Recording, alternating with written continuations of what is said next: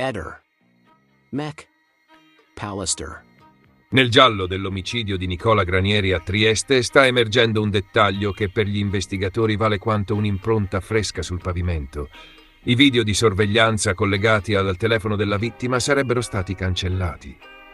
Non un buco casuale, non una svista tecnica, ma un gesto selettivo che sposta l'asse dell'inchiesta e, secondo quanto filtra da ambienti investigativi, rafforza l'idea di un'azione pianificata, da manuale, con possibile manovalanza arrivata da fuori e addirittura oltre confine. Granieri, 73 anni, viene trovato morto nel suo appartamento di via Machlig, nel rione di San Luigi. L'ipotesi di partenza nelle primissime ore è confusa, come spesso accade quando la scena non parla subito in modo netto. Si parla di una ferita alla testa, di una caduta possibile, di una stanza a soqquadro che però non basta da sola a trasformare una morte in un omicidio certo. Poi arrivano gli accertamenti e soprattutto l'autopsia.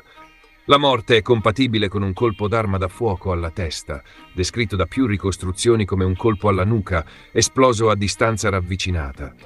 Una dinamica che cambia tutto, perché spinge l'indagine fuori dalla nebulosa degli incidenti domestici e dentro la traiettoria precisa di un'esecuzione. È in questo contesto che il telefono diventa una seconda scena del crimine. Granieri, secondo quanto riportato, aveva installato un sistema di videosorveglianza collegato direttamente al cellulare.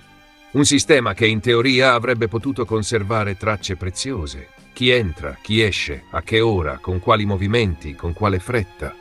Eppure, quando il dispositivo viene repertato, i filmati risulterebbero cancellati. Per chi indaga non è un dettaglio ornamentale. Significa che qualcuno ha avuto accesso al telefono, ha saputo dove mettere le mani e ha agito con un obiettivo preciso: eliminare prove potenzialmente compromettenti. Da qui parte la lettura professionale del delitto. La cancellazione mirata dei video, unita alla modalità dell'uccisione, viene interpretata come un comportamento compatibile con persone abituate a ridurre al minimo le tracce. Entrare, fare quello che devono fare, uscire e lasciare dietro di sé solo domande. È anche il passaggio logico che alimenta la cosiddetta pista fuori confine. Non perché sia già dimostrata, ma perché, nella logica investigativa, l'insieme degli elementi inizia ad assomigliare più a un lavoro commissionato che a una violenza improvvisata dentro un litigio finito male. Gli inquirenti, in particolare la squadra mobile della questura di Trieste, stanno lavorando su più livelli contemporaneamente. Il primo è quello delle audizioni. Nelle ore immediatamente successive al ritrovamento del corpo, 2 persone vengono ascoltate in questura. In questa fase iniziale ogni informazione è grezza, spesso contraddittoria, ma è proprio lì che si possono annidare i dettagli che, rianalizzati dopo, acquistano peso. Un contatto insolito, un appuntamento, un nome che non torna, una visita non spiegata. Il secondo livello è l'analisi forense del cellulare.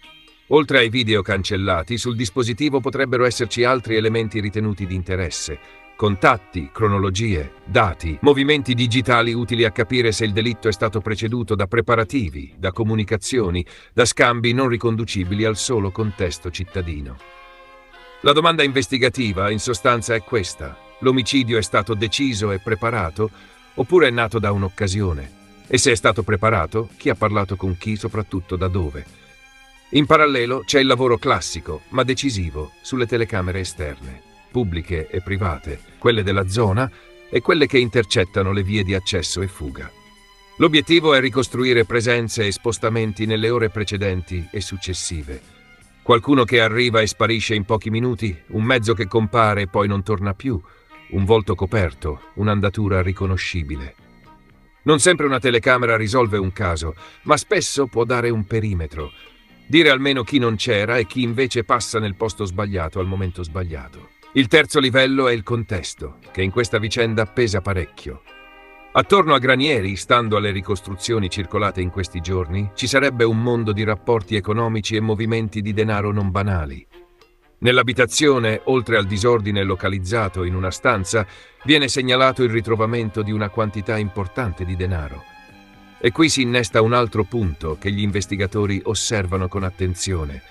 Se in casa c'è denaro e non manca, l'ipotesi della rapina classica perde forza, oppure si trasforma in qualcos'altro, ad esempio un'azione pensata per mascherare un movente diverso o per cercare qualcosa di specifico.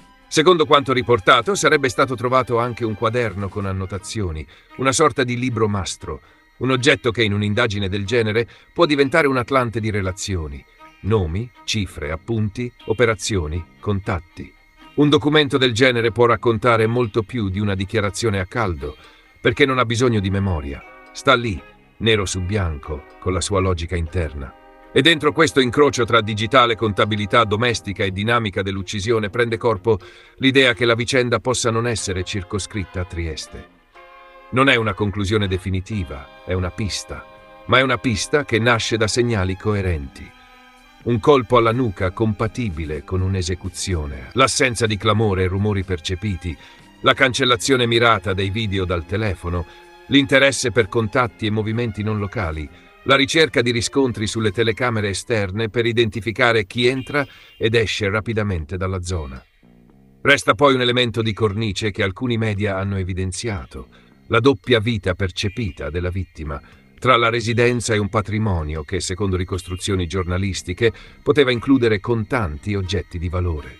Anche questo, per un'indagine, non è gossip. Significa potenziali creditori, potenziali debitori, affari finiti male, vendette, regolamenti e soprattutto il classico scenario in cui qualcuno può decidere che il rischio di lasciare in vita una persona è più alto del rischio di eliminarla.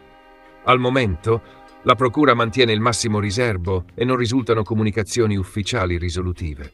Ma il punto fermo, quello che oggi guida l'inchiesta come una bussola, sembra essere proprio quel telefono. Perché cancellare i video è un gesto che parla.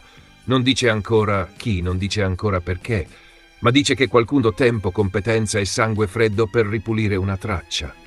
E quando una traccia viene ripulita, quasi sempre significa che quella traccia avrebbe potuto raccontare la verità.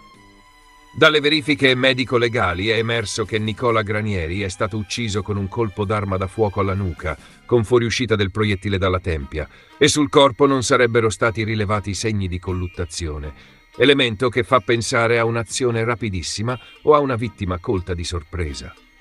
La finestra temporale resta ampia, perché la morte potrebbe risalire anche al giorno precedente al ritrovamento. Sul fronte investigativo, oltre all'analisi dei sistemi di videosorveglianza e del telefono, vengono valutate anche macchie di sangue sulle scale del palazzo. Gli inquirenti stanno ascoltando diverse persone, tra amici, familiari e conoscenti, e prosegue il lavoro di incrocio fra elementi ambientali e digitali per ricostruire accessi, presenze e spostamenti nelle ore chiave. Ehi, non dimenticare di iscriverti a questo canale.